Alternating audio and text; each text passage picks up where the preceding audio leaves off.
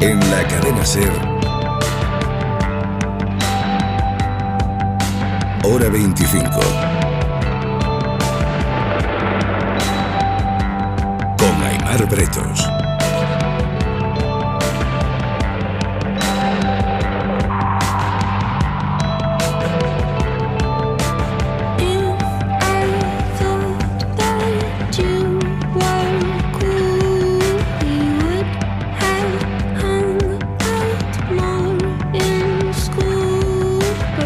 Julio Gonzalo Arroyo, buenas noches. Hola, buenas noches. Es director del Centro UNED de Investigación en Procesamiento del Lenguaje Natural y Recuperación de Información, además de vicerrector adjunto de Investigación y Transparencia. Pero sobre todo, lo que es la persona a la que he escuchado explicar más claramente qué es ChatGPT, cómo funciona esa herramienta de inteligencia artificial con la que la gran mayoría de nosotros nos hemos dado de bruces con el potencial de la inteligencia artificial. Explícame tu tesis de que ChatGPT es un supercuñado, que esto a mí me fascina. Me hace muchísima ilusión que me presentes así, porque para empezar los académicos en general nos explicamos fatal. Yo soy consciente de eso, hace 10 años estoy trabajando en mejorar, así que me alegro que tenga algún fruto. Y luego además es que es difícil de explicar porque nosotros lo entendemos bastante mal también. O sea, hay un fenómeno emergente que incluso los que estamos trabajando en esto desde hace 20 años, pues nos cuesta asimilar, nos cuesta entender qué está pasando realmente allí. Pues ya te digo, coincidimos en unas charlas sí. Hace unas semanas y dije, yo estaba ahí en el patio de butacas esperando, me tocaba a mí justo después. Y yo te escuché y digo, este tío lo cuenta increíble, hay que traerlo ahora 25, la pasión que le pone nos la tiene que contagiar. Pues sí, lo que contaba es que por una vez en inteligencia artificial tenemos un poquito de ventaja en España, esto no nos había pasado nunca. Y la ventaja es que para explicar lo que es ChatGPT podemos usar una metáfora que no puede usar nadie más en el mundo que yo sepa, que es explicar que es un cuñado, un supercuñado estocástico. Esa sería la definición. Y es que justo cuando salió ChatGPT, 2 semanas después yo estaba dando un curso de doctorado en Italia y entonces, acordamos que cambiábamos de tercio y en vez del curso de doctorado hablábamos de ChatGPT y la charla la titulé La invasión de los cuñados estocásticos, no me acuerdo cómo se decía en italiano. Y claro, no lo pillaba, no sé, tuve que explicar el concepto cuñado. Tuve que explicar el concepto cuñado. Esa persona que harán en Nochevieja, en Italia, no lo sé. Pero sí, esa persona que te la encuentras en la cena de Navidad, que es familiar y que habla de cualquier tema con una solvencia impresionante, que se enrolla como las persianas y que a primeras, sobre todo si no sabes del tema, parece que controla un montón, ¿no? Y eso es exactamente ChatGPT. Eso es exactamente ChatGPT. Y un poco el tema de ChatGPT es que habla de oídas, ¿no? Que es algo, es lo que es muy difícil de entender, incluso para nosotros, porque nos asombra que habiendo aprendido a hablar de oídas, en plan cuñado, y no sabiendo realmente de nada, ni teniendo capacidad de pensamiento racional, sin embargo, lo aparenta muy bien. O sea, da el pego fenomenal. Aunque bueno, como me dice mi madre mucho, yo no sé, se les pasará a todos los hijos, me dice, parece mentira que seas tan listo para unas cosas y tan tonto para otras. Pues esto es un poco ChatGPT también, ¿no? O sea, si te dices, el ejemplo este de ChatGPT, ¿cuántos son 5 más 2? Y él te contesta, 7. Esto es una conversación real en inglés traduciéndola sobre la marcha. Mi mujer dice que son 11. Y ChatGPT dice, yo creo que 5 más 2 son 7. A lo mejor tu mujer está equivocada. Y entonces esta persona contesta, mi mujer nunca se equivoca. Y ChatGPT dice, entonces te pido disculpas. Entonces, si tu mujer dice que son 11, tienen que ser 11. Es que mi información solo llega hasta el 2021. Entonces, esto tengo que actualizarlo. Y claro, te quedas parado mirando esa conversación y ¿qué demonios tienes delante? O sea, no es un loro, no es algo hay ahí, ¿no? Es una conversación súper fluida y aunque la has conseguido despistar totalmente y que caiga en un error catastrófico que un humano no caería, pero al mismo tiempo te está siguiendo la onda de una manera que tampoco, ahí parece que hay algo de pensamiento. No hay razonamiento. Sí, bueno, entonces lo que explicaba en esa charla es que la inteligencia artificial, cuando empezó a desarrollarse, lo que intentaba era emular nuestro pensamiento racional. Nosotros hay cosas que sabemos y sobre las cosas que sabemos somos capaces de razonar y de llegar a conclusiones y de tomar decisiones. Pero la inteligencia tiene otra vertiente, que es la intuitiva. nosotros también nos movemos mucho por intuición. Y de hecho, el lenguaje, que se supone que es nuestra capacidad cognitiva más alta, ¿no? Que es el problema más difícil de resolver en inteligencia artificial, pues nuestro lenguaje materno lo aprendemos sin pensar. Y somos capaces de hablar siendo incapaces de explicar cómo hablamos y de cuáles son, digamos, las reglas y la estructura que hay detrás de la lengua. O sea que la intuición es capaz de llegar muy lejos. Y es verdad que con la lengua luego aprendemos cosas y también la usamos de forma racional. Tampoco tiene nada que ver el estar hablando aquí contigo que si me pongo a escribir esto mismo, ¿no? Entonces ya me paro, lo hago mucho más despacio, entra el pensamiento racional, me organizo, busco la forma óptima de decir algo y ya estoy también ahí aplicando el pensamiento racional. Pero la intuición también es muy útil y de hecho es la velocidad punta de la inteligencia, la llaman. A veces nos engaña, utilizamos la intuición cuando deberíamos pensar y pensamos cuando deberíamos dejarnos llevar por la intuición, ¿no? O sea, es un lío para los humanos, pero tenemos esa... Ponme algún ejemplo de cómo ChatGPT se guía por la intuición. Pues te explicaría cómo ha aprendido, porque eso es un poco como se entiende lo que hace ChatGPT. Entonces decía, en inteligencia artificial al principio se trataba de emular el pensamiento racional, se buscaban formas de almacenar la información en la máquina de forma que pudiera usarla y luego de dotarla de lo que llamábamos motores de inferencia, que es la capacidad de razonar. Y se trabajaba en esas dos cosas. Ese es un camino difícil, y se puede aplicar también a la lengua, como decíamos, ¿no? Y tú puedes darle reglas gramaticales al sistema, puedes darle un diccionario bilingüe, esta palabra se traduce de esta manera, y entonces luego cuando te llega una expresión en un idioma, pues tú haces análisis gramatical y luego vas viendo cuáles son las reglas de transposición a otro idioma, con diccionarios, etcétera, ¿no? Y eso, bueno, para cosas muy pequeñitas, digamos, dominios muy específicos como traducir partes meteorológicos, que se hizo en el pasado con mucho éxito, pero ya pasar de ahí es muy difícil, ¿no? Exactamente igual que cuando estudiábamos gramática en el cole y solo servía para analizar la frase de ejemplo y luego te ibas al periódico y no había manera, pues lo mismo. O sea, es una barrera tremenda, un esfuerzo enorme por meterle conocimiento a la máquina que no llegaba lejos. Y alguien tuvo la idea de, vamos, por aquí no llegamos a donde queremos. Y si, así un poco un ataque de pereza, pues esto es muy difícil, vamos a dejar que lo haga la máquina, a ver si es capaz la máquina de aprender. Y en ese momento fue cuando empezó a desarrollarse el equivalente a el pensamiento intuitivo. Tengo que decir que la gente en mi campo no lo llama así, pero en realidad es la mejor metáfora para entenderlo. En mi campo se habla de pensamiento simbólico y subsimbólico. Pues te quedas igual que yo, así que bueno. Muerto. Pero en realidad lo que está pasando es que pasamos del racional al intuitivo. ¿Y cómo?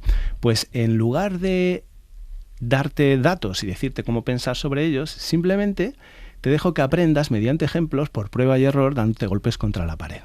Y entonces eso fue lo que se empezó a hacer en ese momento, ¿no? Tú le das una representación de los datos y luego le pones ejemplos, pues lo típico de reconocer imagen, esto es un perro, esto no, esto es un perro, esto no, esto es un humano, esto no es un humano. Y entonces la máquina lo que tiene es una fórmula llena de parámetros, como la fórmula para hacer la declaración de la renta, solo que, bueno, en vez de 100 parámetros, pues tiene cientos de miles de millones, pero es una fórmula. Y entonces la máquina aprende aplicándola primero a ciegas, o sea, con los valores de esa fórmula, que es la clave, al azar, y entonces va viendo ejemplos y tratando de hacer, en este caso, predicciones. Pues sí, esto es una cara o esto es un perrito. Y cuando se equivoca, pues... ¿Cómo sabes si acierta o equivoca? Lo sabe porque los ejemplos están anotados, eso es clave, ¿no? O sea, aprende mediante ejemplos, tiene como un profesor que el profesor no le enseña a hacerlo, pero le va dando ejemplos. Y entonces, este ejemplo, alguien ha puesto a mano, esto es un perro. Y entonces, si la máquina dice que es un gato, dice, vaya, latigazo, me he equivocado. Y entonces...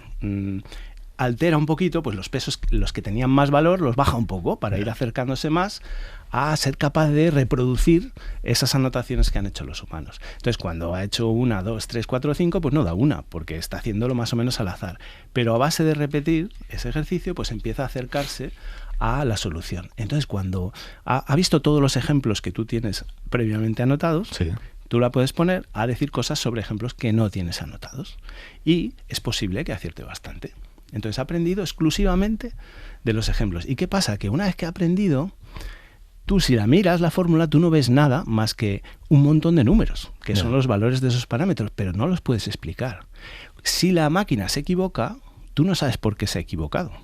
Así que no puedes como con el pensamiento racional, darle una nueva regla. Es que cuando pasa esto, lo que tienes que hacer es esto otro, que te has equivocado ahí.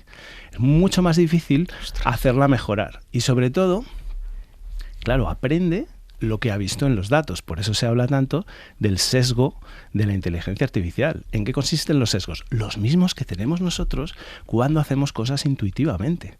Nosotros hemos tenido unas experiencias en nuestra vida que nos han llevado a un formato mental que desconocemos, no es como la gente que racionalmente no es racista, pero luego tiene actitudes racistas y no se da cuenta, porque es intuitivo, porque cosas que ha visto en la tele o cosas que le han estado machacando en el cerebro, en todo lo que ve a su alrededor, y sin darse cuenta hace determinadas cosas guiándose por esa. Pues lo mismo pasa con la inteligencia artificial de ahora, que como se basa en ese modelo de replicar la intuición, está completamente expuesta a todos los sesgos de los datos de los que está aprendiendo. Y eso le lleva, por ejemplo, a ser más certera en determinados temas y errar más en otros temas. ¿Hay ámbitos en los que todavía la inteligencia artificial falla estrepitosamente? En general, cuando depende, ¿sabes cómo llaman a los datos ahora, ¿no? Había quien decía, los datos son el nuevo petróleo. Y alguien le corrigió y lo hizo más fino. Los datos son el nuevo plutonio, porque efectivamente es como se alimenta la inteligencia artificial, es la energía, la nueva energía, pero hay que tratarla con mucho cuidado porque es muy peligrosa. Entonces, realmente, además se habla mucho de los algoritmos ahora. Y a mí me hace gracia porque es como la era en la que los algoritmos ya no importan. Fíjate, explícate. El proceso que te he descrito, o sea, ¿qué es un algoritmo? Simplemente un método para hacer algo. Es una receta. Es como una receta de cocina, pero bien, ¿no? Porque la receta de cocina siempre es y lo dejas en la sartén hasta que se ve que ya está, ¿no? Que es lo que te dice tu abuela y a ti no te sale igual la tortilla. ¿Cuándo es?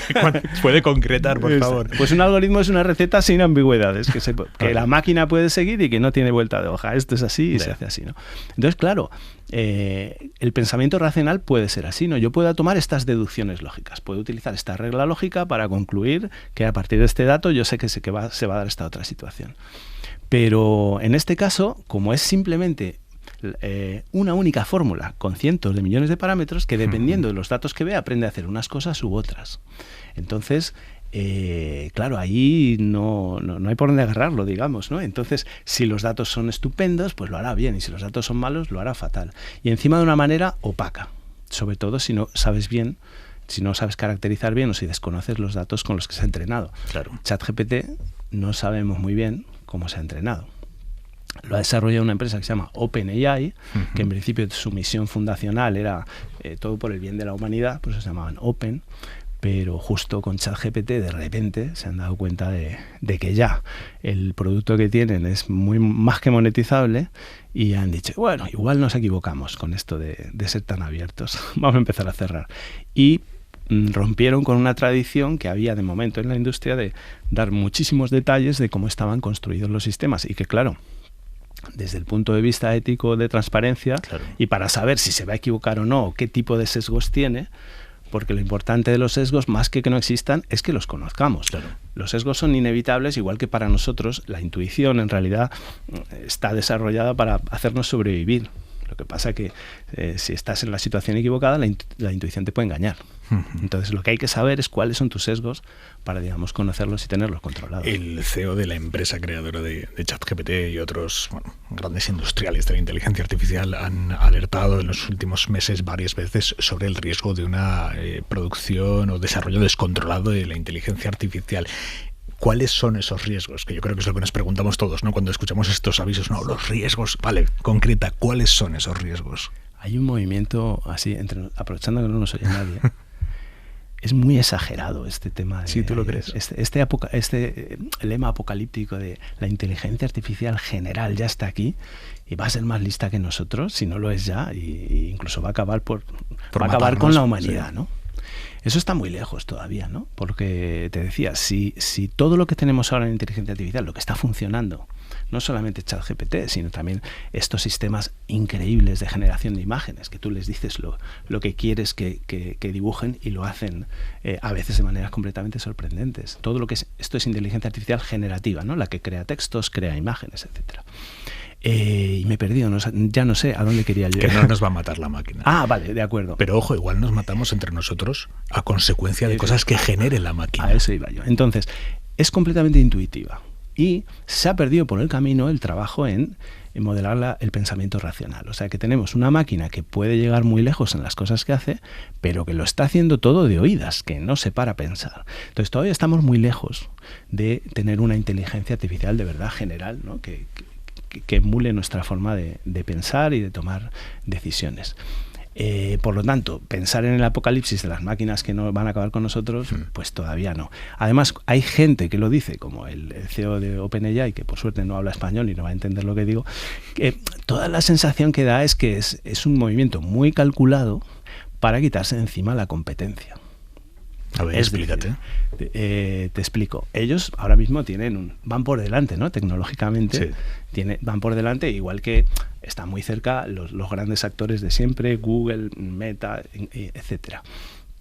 Entonces, lo que pasa es que hay por debajo un movimiento que ahora mismo está empezando a funcionar muy bien, que es como de código abierto, de gente que se junta para hacer cosas, igual que la Wikipedia es el producto del trabajo colaborativo de muchísima gente que ni cobra, ni siquiera aparecen créditos, pero que están desarrollando una de las fuentes de conocimiento más valiosas del planeta. Pues de la misma manera, hay mucha gente trabajando en emular las cosas que hace ChatGPT, pero desde el paradigma del código abierto, todo abierto, los datos en los que aprende están distribuidos, son transparentes, se sabe cuáles son, se puede saber qué sesgos tiene, etcétera. Sin responder a un interés empresarial concreto. Claro, ¿no? Entonces el interés empresarial es: yo digo que esto es un peligro y hay que regularlo. ¿A quién va a preguntar el regulador? Pues a mí, que soy el que más sabe. ¿Qué voy a hacer?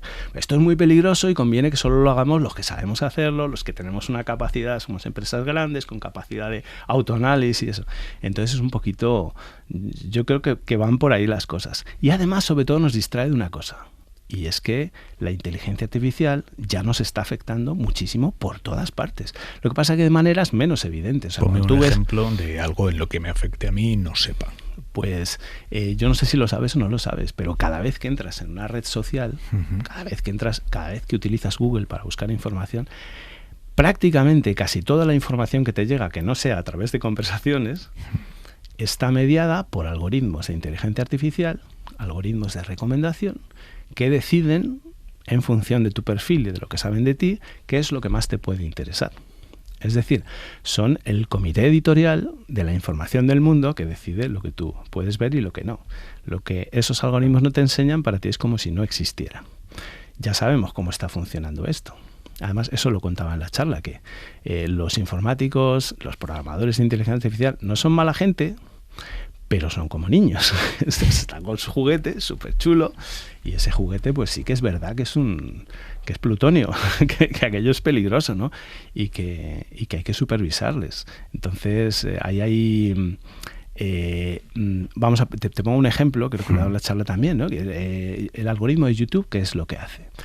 Pues como son máquinas que aprenden, tú les tienes que decir qué es lo que quieres que aprendan, ¿no? Y en el caso de YouTube, bueno, pues si queremos para hacer nuestra recomendación lo mejor posible, ¿qué es lo que tiene que aprender? Pues, a que la gente se quede lo más posible viendo vídeos. Cuanto más tiempo estés viendo vídeos, pues es que lo que te estoy enseñando te gusta.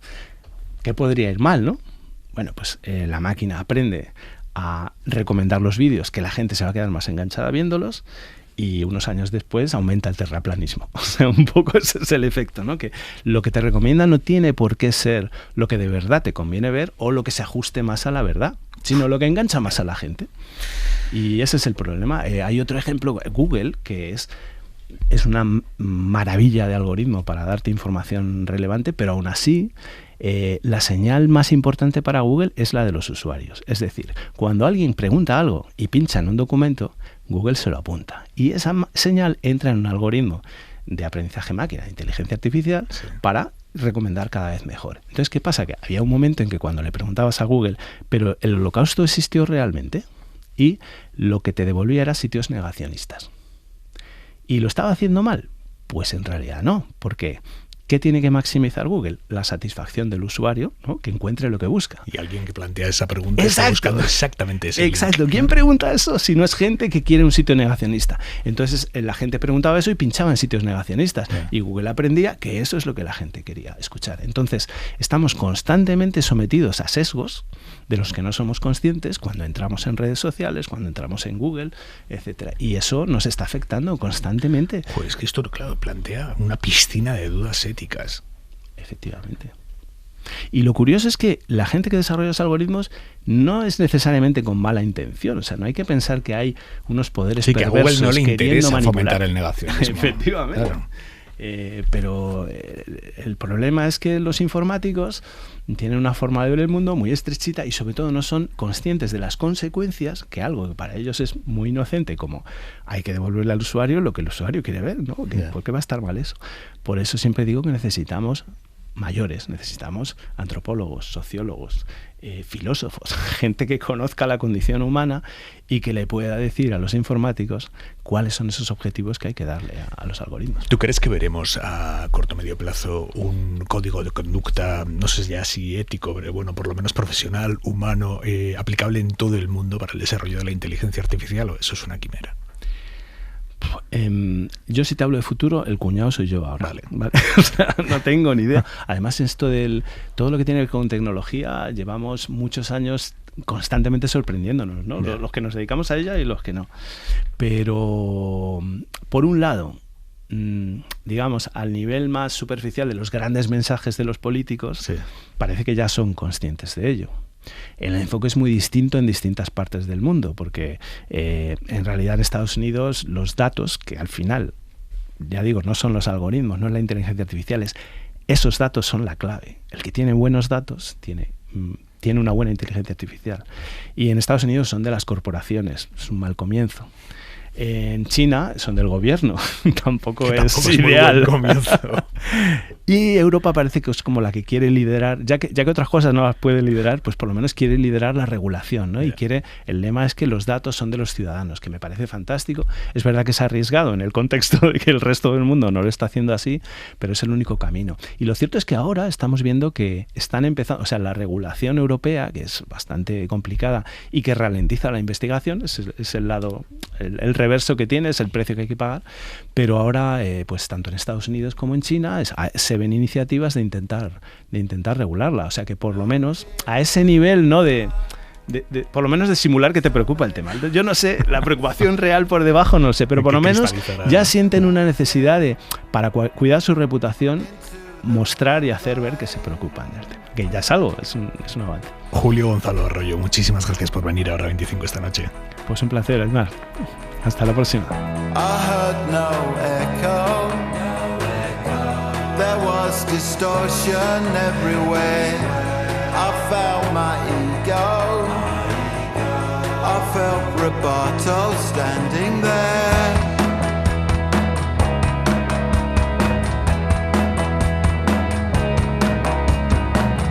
Found my transcendence.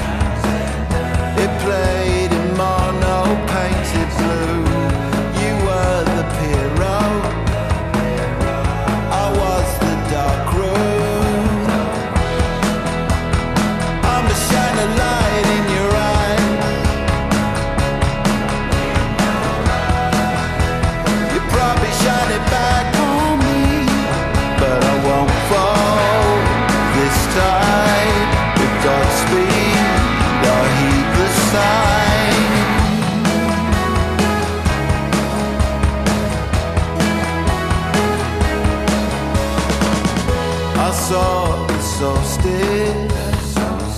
The service station on the road.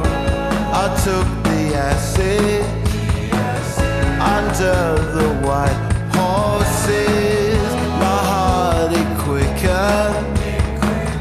I could not tear myself away. Became addiction. If you see darkness, look away. Shine a light in your eye. You probably shine it back on me, but I won't fall time with Godspeed, a heap of signs.